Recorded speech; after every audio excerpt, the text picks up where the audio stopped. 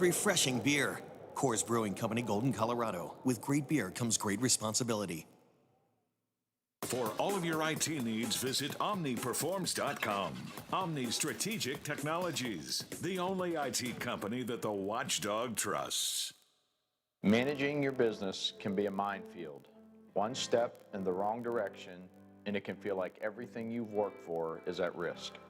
I always had a vision of building a team, a crew of true professionals that could handle it all, tax, insurance, and investments. Big enough to partner with Encova, but personal enough to protect your interests on the home front. I'm Gary, and this is the Glessner Group.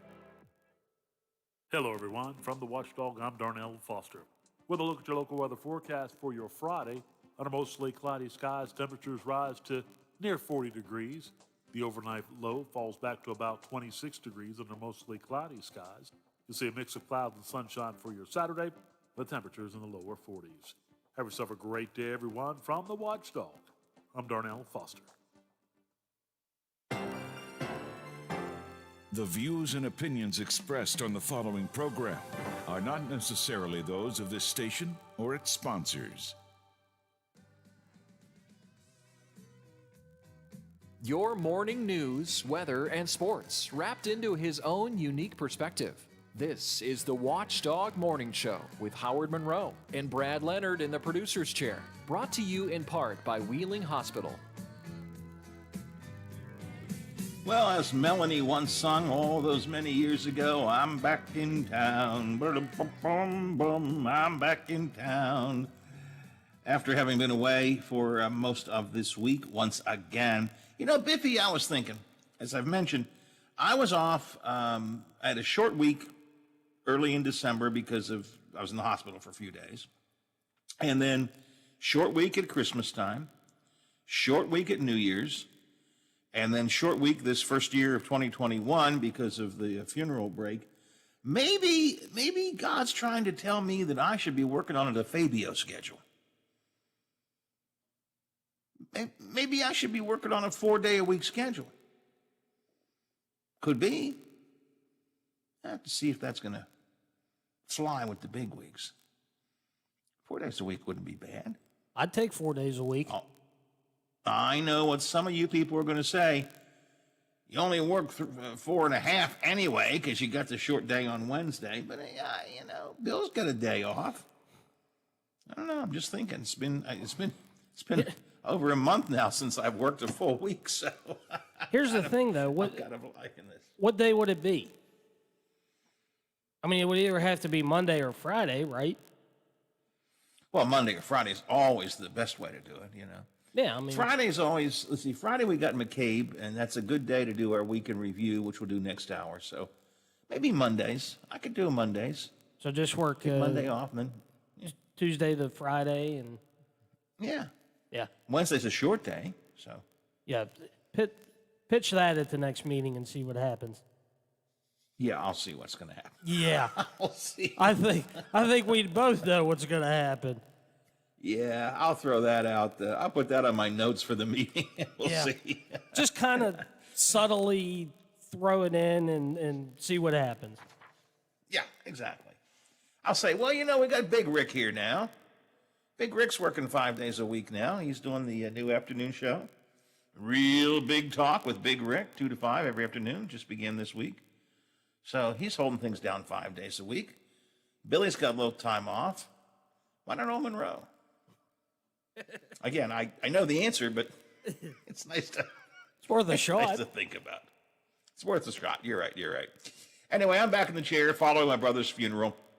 Thanking all of those of you who sent me condolences. They were greatly appreciated.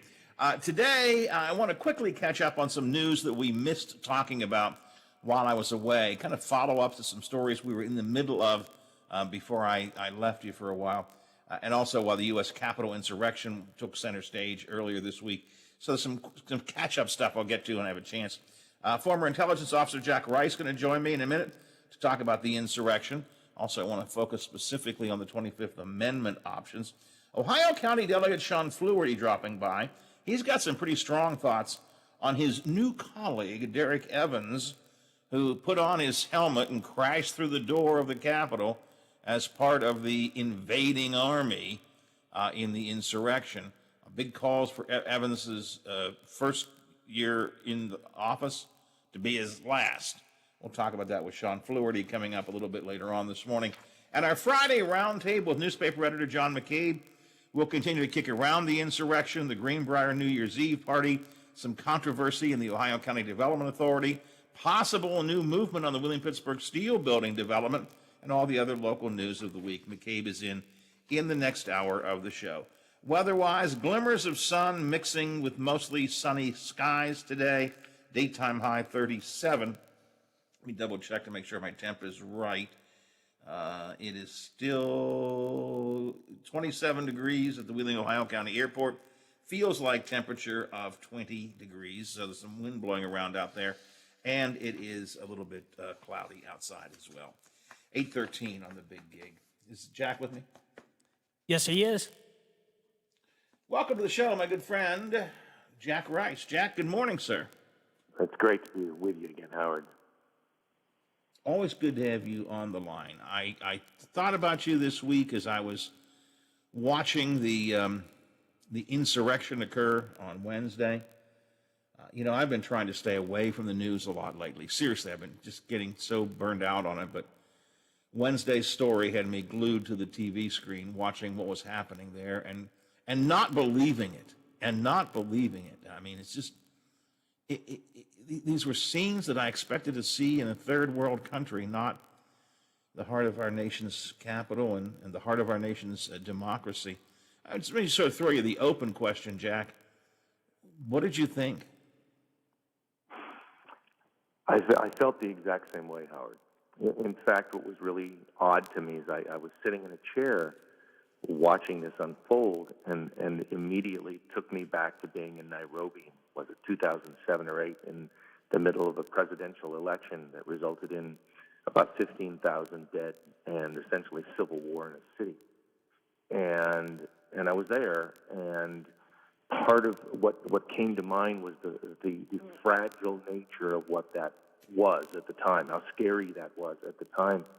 And I thought, yeah, but that can happen in certain parts of the world. Maybe I was naive, but that can happen. And then I would sort of focus back in on the news and watch people dressed in unusual pelts and helmets and waving Confederate flags in the Capitol Rotunda. And now we have a police officer dead. We have a young rioter dead. How many injured, unknown.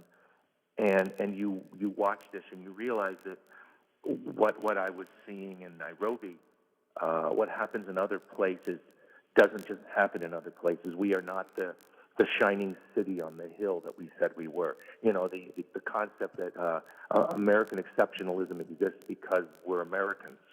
It never made sense in the first place, but in case anybody ever doubted it, you can't say that and watch this and say, oh, but we're different in terms of how we do what we do. We are the same. And it was a brutal thing to watch, a really horrible thing to realize, and maybe the wiping away of a little bit more idealism that I wished I could keep. Yeah, that's true. I mean, a lot of idealism went away on Wednesday in my mind. Jack, how did it happen in your mind? And I really want to approach that from two different angles. How did we get to a point that we have so many people who wanted to do this? That's sort of the philosophical side of things. And from a practical point of view, how could it happen? I mean, don't we have protections? You've been to the Capitol. I've been to the Capitol. I've actually been stopped by the Capitol Police on more than one occasion. Yeah, I guess I must have looked scurvy. I don't know. But I mean,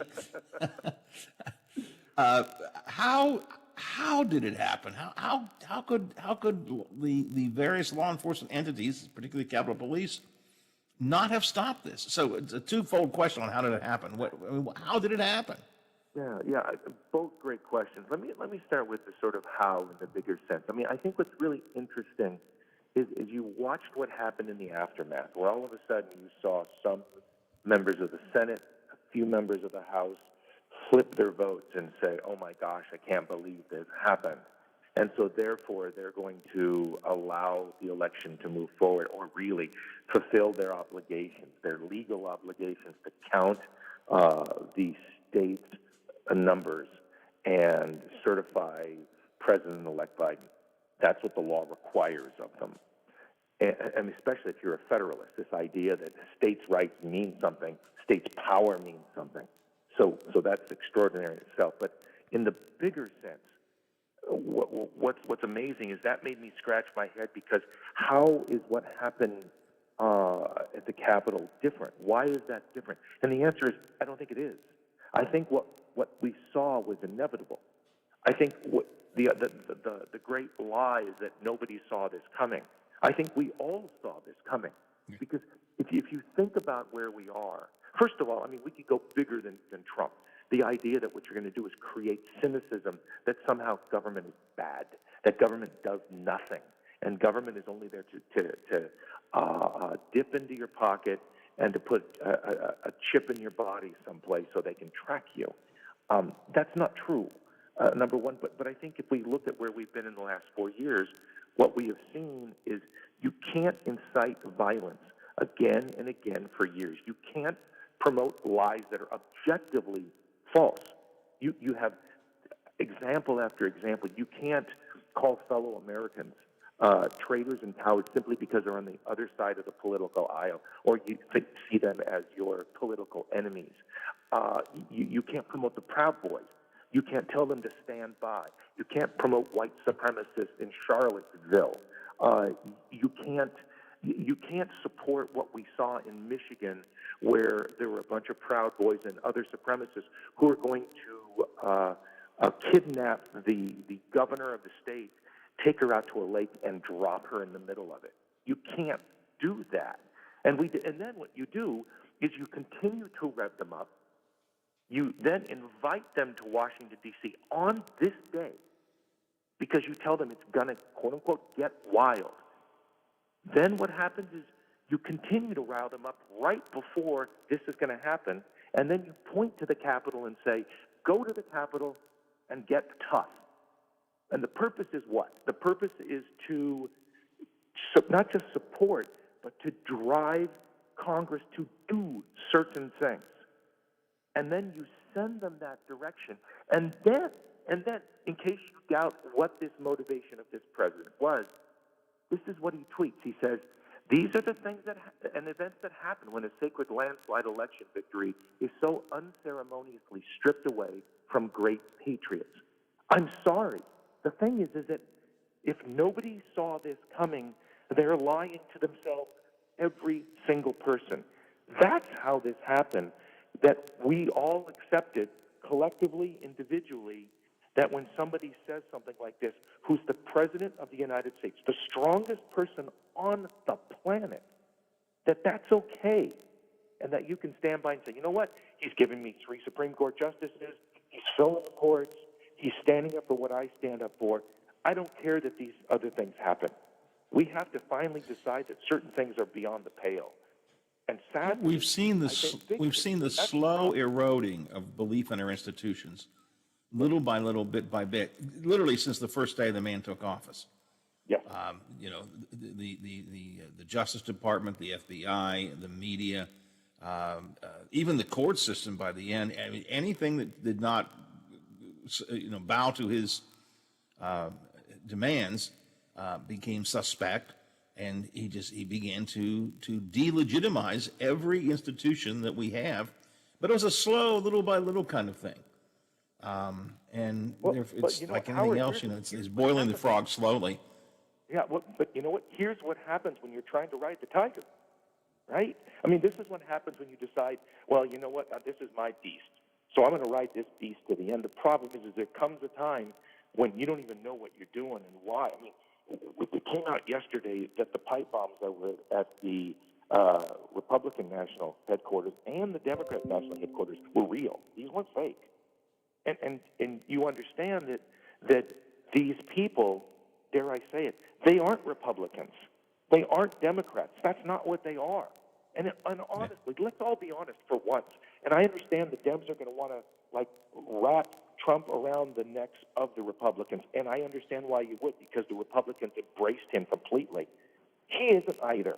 He never was a Republican. I mean, he's not. Look at what he's done his entire life. He's an opportunist at every level and was long before he came to the White House. And then he just decided to grab a certain group, even though they knew that this was the tiger was going to ride. I mean, it's not unreasonable that the insanity that he brought, and he brought it from day one, is something that would be unacceptable to any legitimate Republican and any legitimate Democrat. And yet, this is our tiger. We got to ride him. Well, guess what? This is what comes to the table. I've been saying that since day one, he's been building the kindling, and then since these claims of election fraud have begun, he began to pour the gas on it, and literally on Wednesday at that rally where he says, you know, weakness doesn't work, you have to be strong. Rudy Giuliani says it's got to be trial by combat. Right. They lit the fuse. I mean, it isn't, as you said, anybody who was surprised just isn't paying a bit of attention to this has been where we have been headed for years under Donald Trump. Yeah. And this is the guy who began his presidency during his campaign by saying, I could stand in the middle of Fifth Avenue and shoot someone and nobody would care. And he, up until now, has been proven right. Although now he's become, Jack, it seems to me as if he's become thoroughly irrelevant here now. I mean, he's just, if that's a good word to use, he just seems to be completely out of power, completely out of friends. He's just, I don't know what he is. He's just there. And maybe he's not even all there, if you understand what I'm saying. Well, and which brings us to this concept of the 25th Amendment. And what do you do with this? You know, when we think about where this president is, and you're right, you've seen a lot of friends jump ship. Secretary of Education, she just walked. Secretary of Transportation just walked. His former chief of staff just walked. Several others, multiple others may be walking now, which, of course, takes me back to the point. We saw this coming before Wednesday. We saw this before Tuesday. We saw this 2 years ago, 3 years ago. And to wait until this day to all of a sudden say, oh, I'm above it, I find laughable in the first place. I mean, and I appreciate at least the acknowledgement that maybe even this one finally is, but I would say, as we think we would agree, that this is the foreseeable piece. But at the end of the day, here's our problem. We have 12 days left.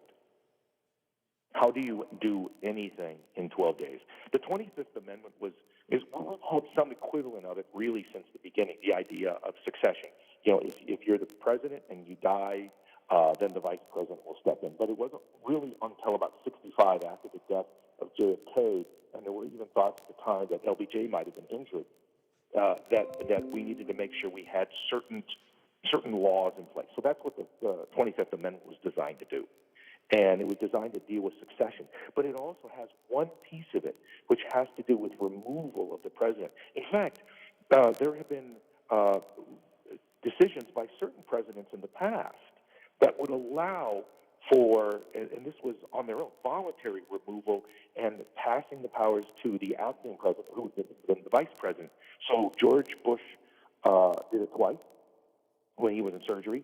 Ronald Reagan did it once, too. So we've seen this happen, and this sort of thing can happen.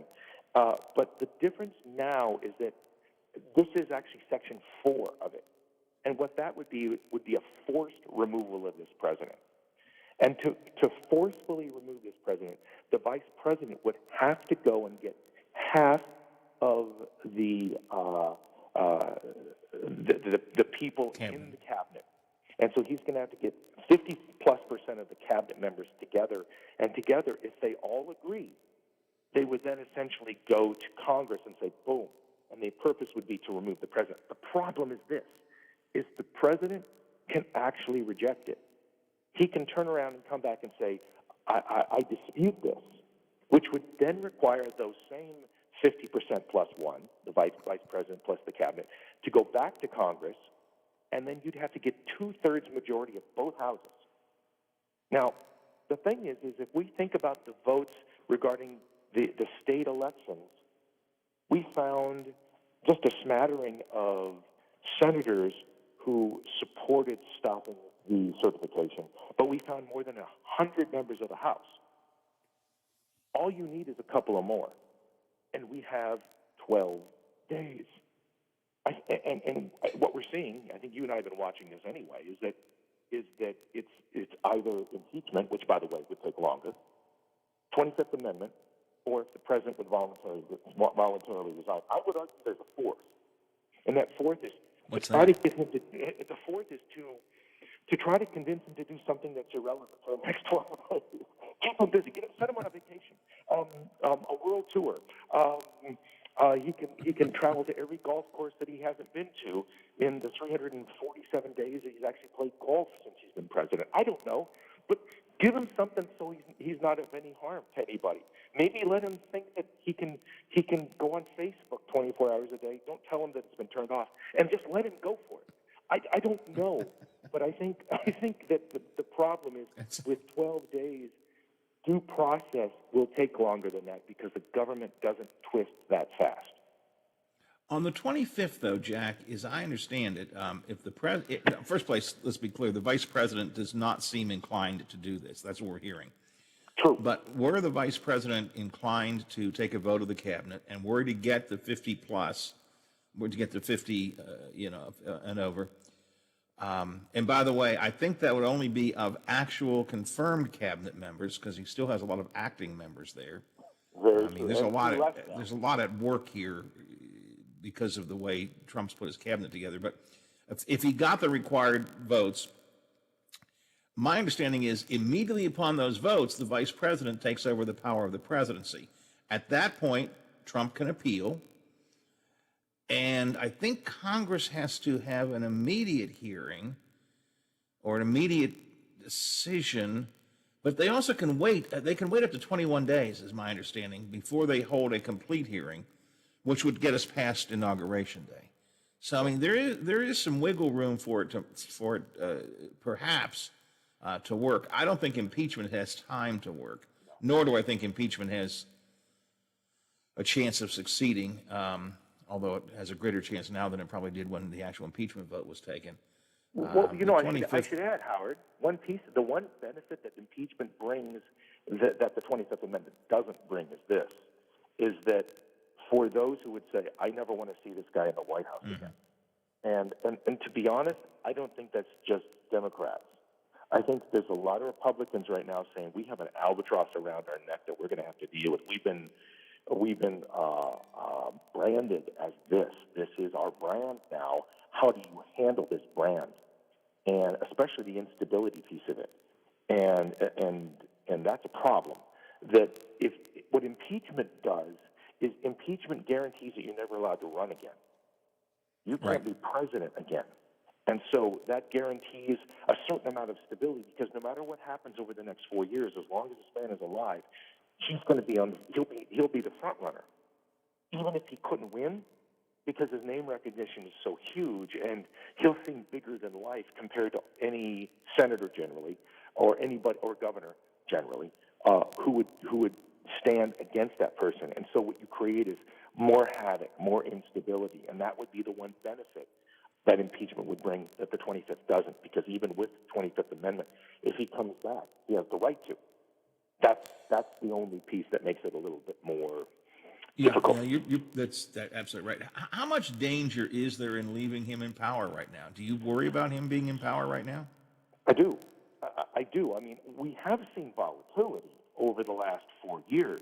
We have seen some behavior that has not made a lot of sense. The problem is there are no limitations. I mean, I remember even early on, and people will recall this, what they were doing was, remember when they had the three generals? They brought in three generals, and they talked about the three generals. And the purpose was, you're going to have pros, because he said from the beginning, we're going to have the best. We're going to have the best. And the idea was, even if we have somebody who strikes us as volatile and making some odd decisions and some odd behavior, there's going to be a lot of people with a lot of experience around him. Well, he's fired almost every single one of those people, or the people have ran from the building like it's on fire. And so The people who are left are sycophants. The people who are left don't have the ability to say or do much of anything other than what he wants. The problem is the presidency is it's morphed. So that's part of our problem here, is that if we look historically at what's happened in the United States post-World War II, we have seen that every president has been able to flex their proverbial muscle more than the previous one did. And we've seen this with the number of executive orders that we have seen from this president, his ability to demand and drive domestic policy, his almost complete and utter ability to do whatever he wants, whenever he wants, internationally, and nobody can do anything about this. This is the responsibility of both the Republicans and the Democrats, because both of them have allowed it to happen because neither of them wanted to deny their president, whenever that was, to have that same power. So they all deserve it. And the problem is all of that power sits in the lap of Donald Trump right now with nobody around him with experience, capability, intelligence in some cases, and a willingness to tell him no. That's a scary, right. All those scary anybody situation. who had that power is gone. Yeah, they're sitting at home right now watching it on TV themselves, going, my God, what have I done? Or I know One of the practical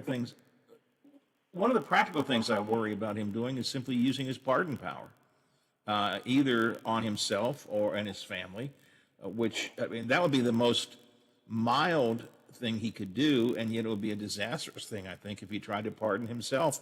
And the reports are that he is actively considering pardoning himself. Well, I think that I think it's foreseeable. I would not be shocked to see him do this. Who's going to stop him? And see, that's one of the problems of the pardoning power, if you will, is that there really are no limitations to it. And it's never been, for lack of a better word, it's never been stress tested. This is a phrase that Right. a dear friend of mine used on me. She's Turkish, very, very, very experienced, capable on the world stage. And she's Turkish and living in the world of Erdogan in Turkey, talking about systems that are stress tested. She understands it like you, others do.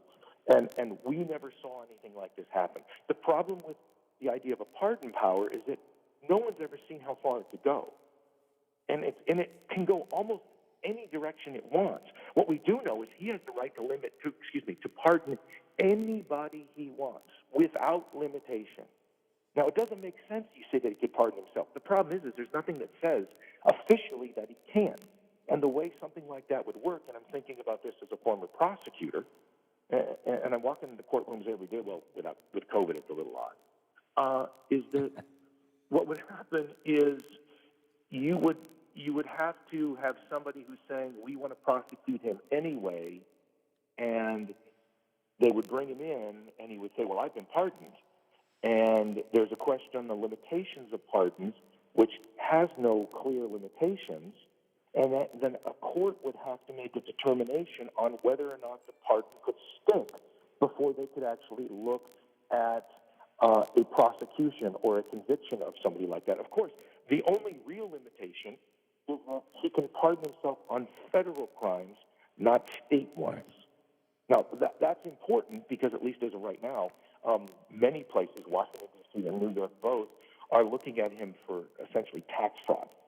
And it seems like that New York is particularly strong at sharpening the knives on this particular issue because so much money has rolled through New York City for a lot of his funding mechanisms before he was president.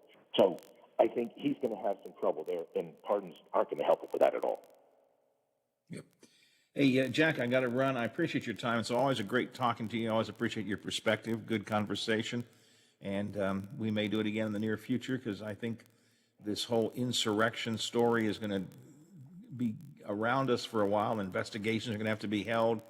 What did the Capitol Police do or not do to allow this to occur?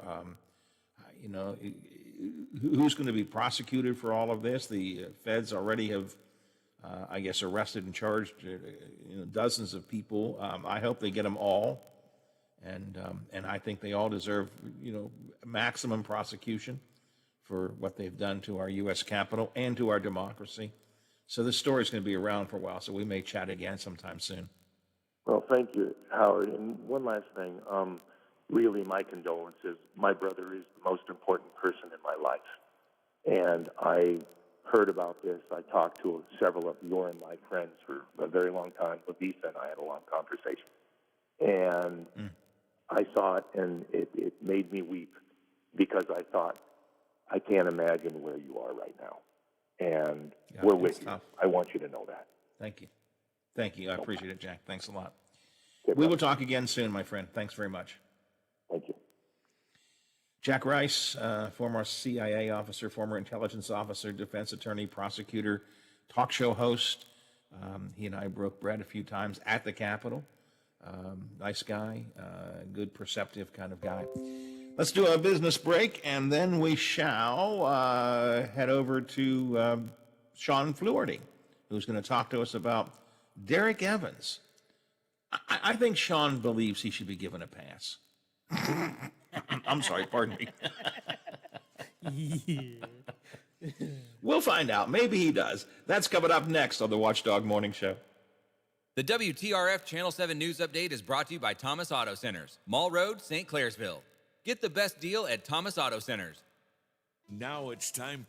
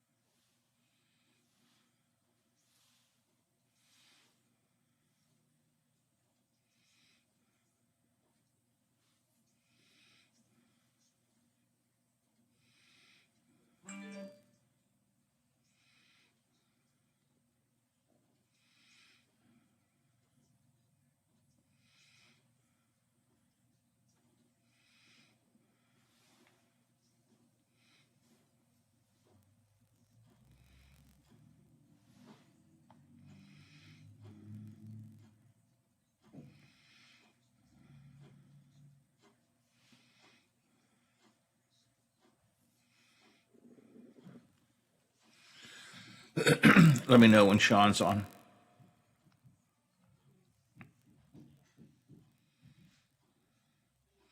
He's scheduled for 8:45, so.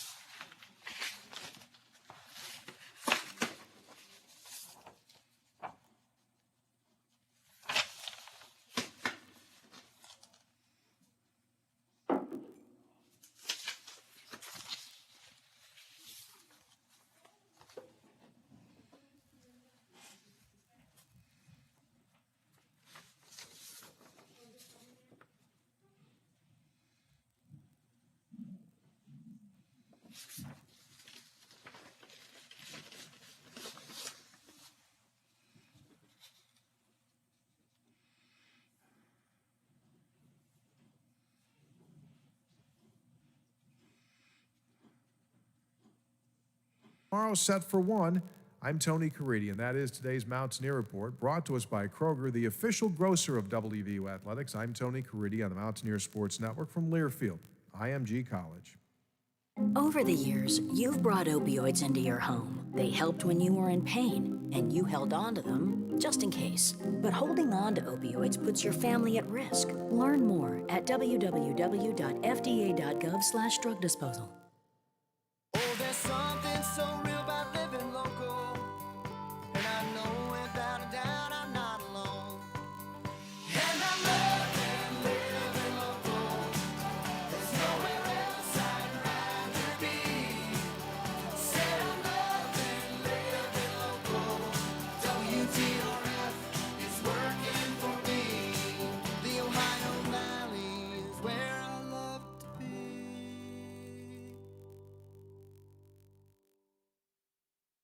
Now, during the Jim Robinson Ford Lincoln Toyota Pre-Owned Super Sale, select from over 80 vehicles in stock starting under $5,000. Most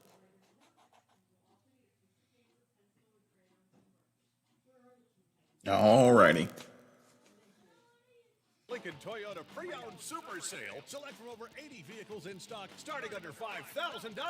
Most are local trades, many with one owner. Hurry to Jim Robinson at the Highlands, home of lifetime powertrain protection. Hello, everyone. From the Watchdog, I'm Darnell Foster. With a look at your local weather forecast for your Friday. Under mostly cloudy skies, temperatures rise to near 40 degrees. The overnight low falls back to about 26 degrees under mostly cloudy skies. You'll see a mix of clouds and sunshine for your Saturday, with temperatures in the lower 40s. Have yourself a great day, everyone. From the Watchdog, I'm Darnell Foster. Follow us on Facebook for the latest news, show updates, podcasts, alerts, and live video streams from the Valley's only network dedicated to local, community-driven talk radio, The Watchdog. Give us a call and tell us what you're thinking. Locally, 304-214-1600.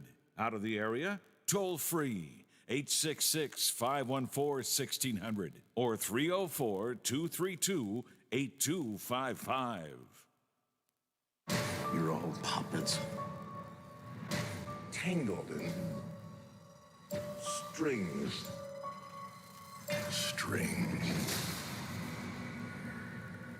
There are no strings on me. We have always considered him the puppet master since he took office a number of years ago. Ohio County Delegate Sean Fluharty is with us this morning. I thought Sean might have some words of encouragement for Derek Evans, the Wayne County newly elected delegate who put his helmet on and crashed into the Capitol in the insurrection this week. Sean, I felt sure you probably were going to be here to defend Mr. Evans, right? Yeah, sure. I'll get right on that one. I'm not big on defending domestic terrorists. It was at the very, very least an embarrassment, and I think you're right. It at the worst, I mean, he engaged in domestic terrorism. There's no other way around it, Howard. I mean, we're trying to give a free pass to what happened for those who were entering the Capitol because they're from here. And I think when you go through our history, you know how many emails I've had, Howard, related to Flight 93 and people who recall what happened on 9/11 and how citizens stood up and stopped terrorism in Pennsylvania from making it to the nation's capital and making it to the Capitol building, making it to D.C. with the goal of stopping our democracy. And now we have citizens infiltrating the U.S. Capitol while we're trying to certify a free and fair election. I think that's a really strong point, Sean, which I don't think a lot of folks have stopped to think about. After or during 9/11, the plane that we all know crashed in Shanksville, the infamous "Let's roll," when the passengers themselves downed the plane They did that because they knew the plan was to turn that plane around and to go back and crash into the Capitol. They were preserving the U.S. Capitol. Those were Americans who were fighting against foreign terrorism to save the U.S. Capitol. Look what happened on Wednesday. These are Americans who were terrorists who attacked the U.S. Capitol. Exactly what they did. And from the late breaking news I heard last night, I know originally there were conflicting reports, but from my understanding now, a police officer at the scene has now passed away. We had a young woman die inside the Capitol. We had legislators, congressmen, congresswomen fleeing the scene while they're trying to do their elected duty. I mean, nothing has stopped me in my tracks since 9/11 as watching that unfold live on television. And I'm sure many other people agree with that. And to have a newly elected delegate from West Virginia wearing a helmet, what was he going there for wearing a helmet? Right? He wasn't, obviously if you're putting on gear, you're not going in there just to hang out. You're not going there just to have a nice peaceful protest. You're planning for something. And you end up inside, and you're so dumb, you record it the whole time. Are you kidding me? I mean, obviously this guy. He was very happy. I mean, he was very happy he was there. We're in.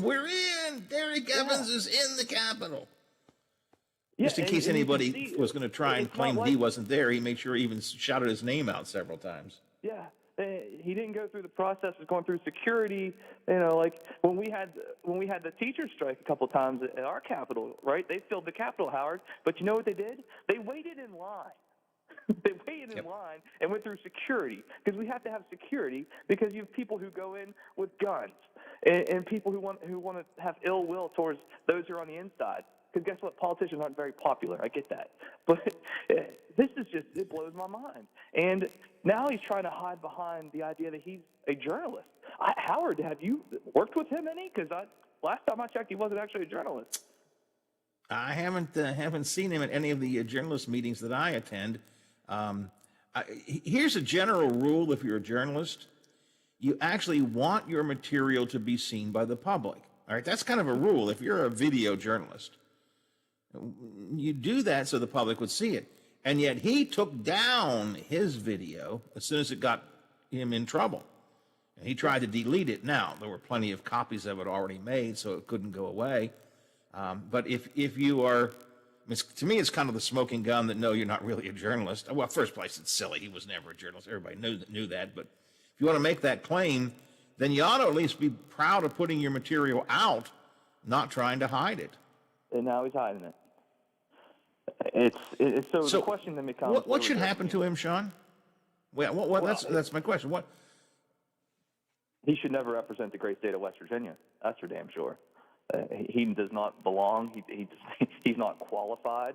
He has already violated his oath of office, which my understanding is he took it a few weeks ago.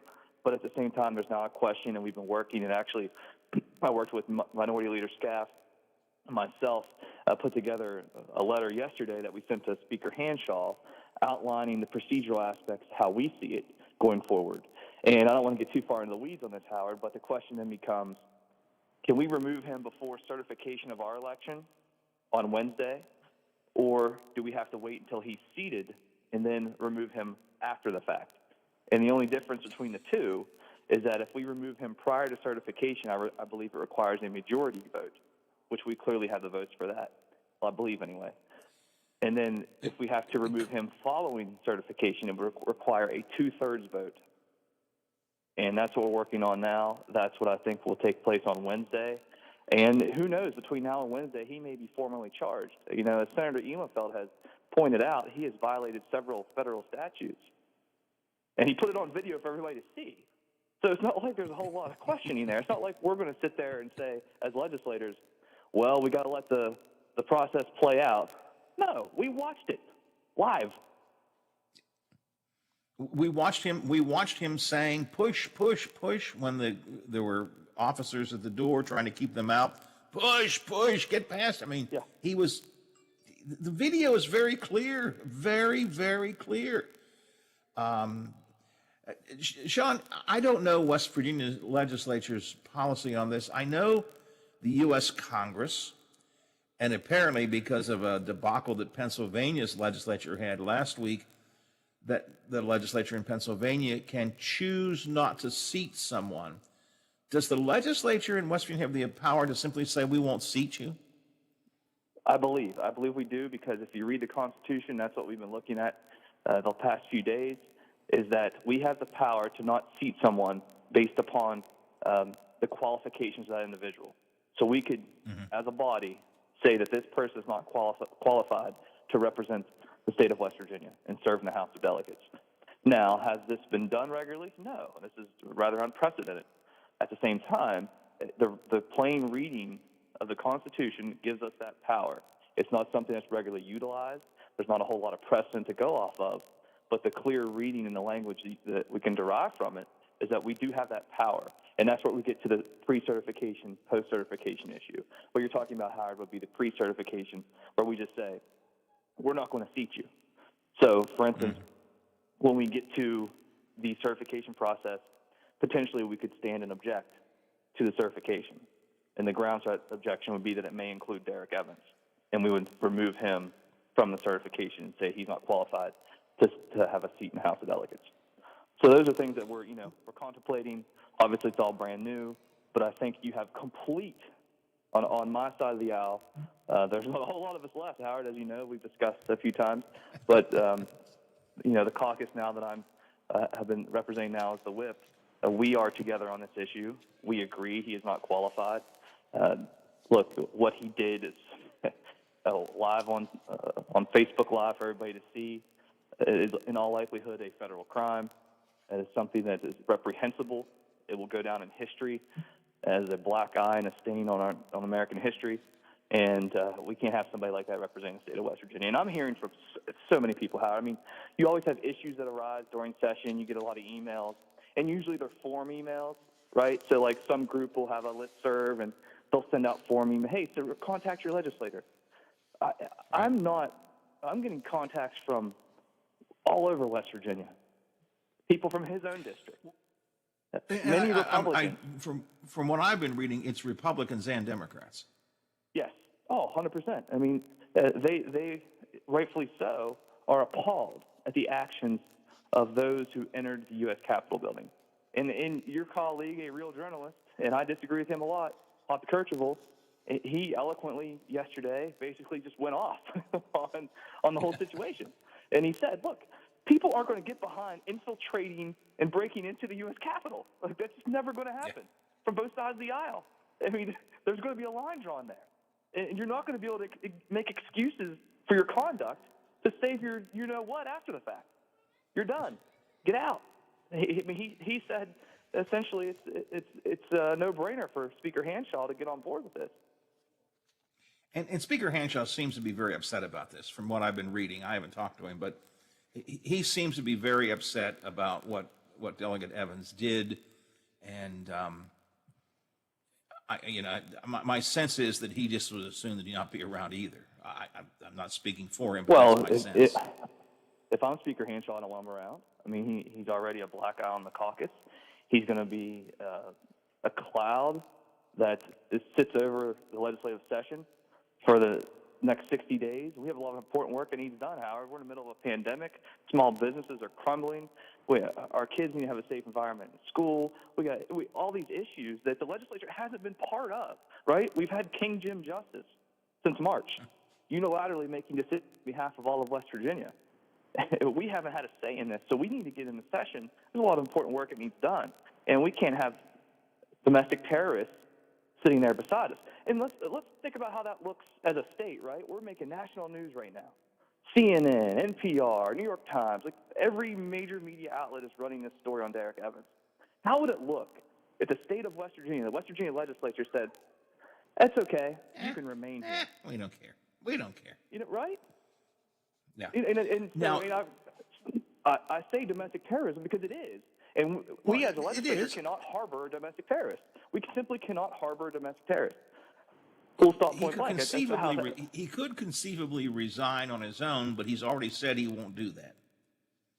He said he had a statement last night from his attorney that I'm sure he participated in. He wouldn't allow it to go public without signing off on it. And he is not going to resign, and said, and he's a journalist, He faults the media for their reporting, then says he's a journalist and tries to cloak himself with some sort of protection, and then said he deserves the type of kind of respect, and you're not supposed to jump to conclusions that a police officer gets when they have misconduct in the line of duty. He compared himself to a police officer in the line of duty. Are you kidding me? What next profession is he going to jump into? I think we make him an astronaut and take him to Space Force. In his statement, his attorney's statement, he says, Mr. Evans did nothing wrong. He was exercising his First Amendment rights to peacefully protest and film an historic and dynamic event. He engaged in no violence, no rioting, no destruction of property, and no illegal behavior. Well, again, he actually was part of the crowd that broke into the Capitol over the objection, and we watch it on video, over the objections of Capitol Police who kept saying, no, you can't come in. And he's among those saying, push, push, push, we'll get through, we'll get in. And I think there's going to have to be some federal prosecutors are going to have a little something to say about that illegal behavior. I think so. Look, I think everybody who was pictured inside that building, and we've got facial recognition and so on, everybody who can be identified ought to be prosecuted to one extent or another. Those who were violently active, the guy who took the stuff from Pelosi's desk and so on, need to be prosecuted seriously. Those who at least wandered in. Heck, I heard one guy say, oh, all we did was go in there and smoke weed. You know, gee, many Christmas. They got to do something. Hey, Sean, I'm sorry. I'm looking at my clock. I'm out of time. I appreciate it, my friend. Keep up the good appreciate fight. Your time, Howard. We'll see how it happens. My condolences to you and your family. I know you had a rough week, and thanks for everything you do for the community in the Valley. Thanks. I appreciate it. 9 o'clock, Watchdog Morning Show. ABC News already in progress. Then McCabe joins me. The Watchdog is FM 98.1, AM 1600 WKKX Wheeling, FM 97.7, AM 1370 WVLY Moundsville. The ABC News is brought to you by Thomas Auto Centers, Mall Road, St. Clairsville. Get the best deal at Thomas Auto Centers. And if that mob...